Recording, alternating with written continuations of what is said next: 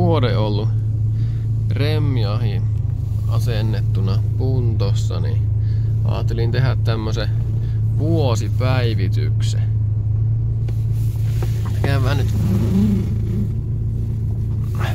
kattoo vähän tuonne konepeli alle ja sitten mä kerron vähän mitä kaikkea tänä aikana on tapahtunut ja mitä muutoksia on tullut.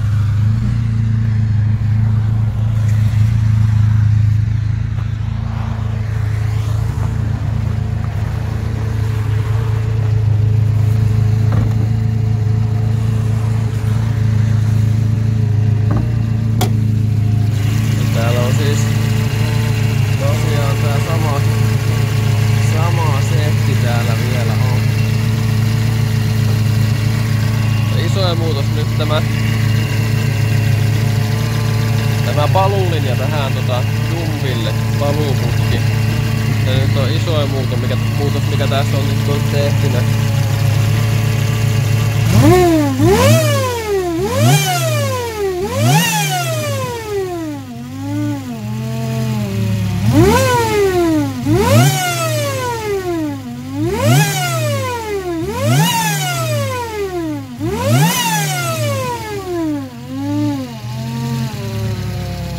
Muutenhan täällä ei oo mitään ihmeempää oikein tullut. Sitten tänne tuli tämä öljynjäähdytin. Tonne tuli vielä.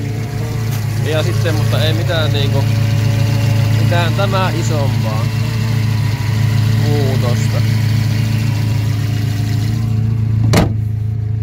Mä nyt kerron vähän, että mitä täällä on nyt tapahtunut tässä tän vuoden aikana tai mitä viime videosta on tapahtunut.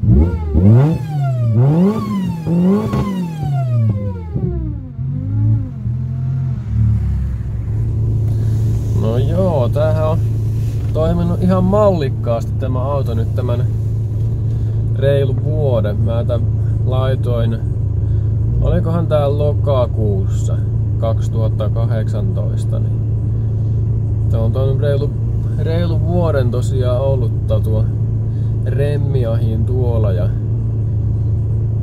no tänä aikana tuosta on mennyt vaihteistohan sitä meni, kytkin piti vaihtaa, vetarit piti vaihtaa, sitten mulla on tulpat piti vaihtaa astetta kylmempiin vielä, tai mulla on nyt 2 astetta kylmemmä kuin mitä vakiona. Mitähän muuta tässä on? Ne tulpan johot piti vaihtaa, mutta se varmaan meni ihan vaan tärinän takia. Se yksi johto sieltä hajalle. No tämmöstä, että ei nyt mitään vakavaa ole ollut. Mutta suuri ongelma just ollut tuo moottorin kuumeneminen.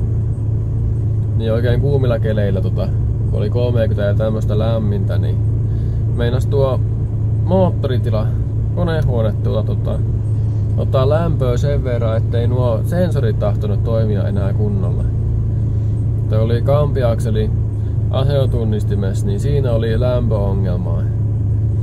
Mutta nythän tuo korjautui aika hyvin, kun mä asennin se öljynjäähyttimen tuonne noin vähän aikaa sitten, niin nyt on toiminut ihan hienosti taas. Ei mitään tai yllättävän vähän ollut ongelmia. Ja tässähän oli etanoli tämähän toimi etanolilla tosiaan vähän aikaa, mutta siinä oli se ongelma, että kun lämpötila oli +5 tai alhaisempi, niin tätä ei mennä saada millään käyntiin. Eli tähän pitäisi laittaa sen jonkun E-Flex Fuelin tai jonkun tämmösen muunnossarjan tosiaan, että sen sais sen seoksen tarpeeksi rikkaalle sitten käynnistyä. Että saisi käynnistymään tuon auton. Kun tähän käy, vaikka mä säädän kuinka rikkaalle tuon tavallaan tyhjä käynnin tähän näin, niin se ei auta mitään tosiaan niin siihen käynnistyvyyteen. Kun tässä tosiaan ei pysty säätämään oikein hyvin alle tyhjäkäyntikierroksia. Se on se 800 aika lailla minimi, mikä tästä pystyy säätämään ylipäätään.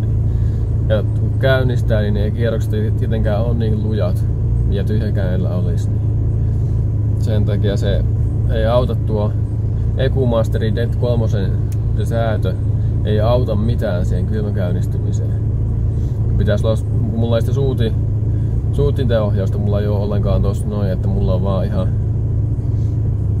vaan kytkettynä ihan normin moodi, että ei oo sitä fuel-implanttia kytkettynä ollenkaan.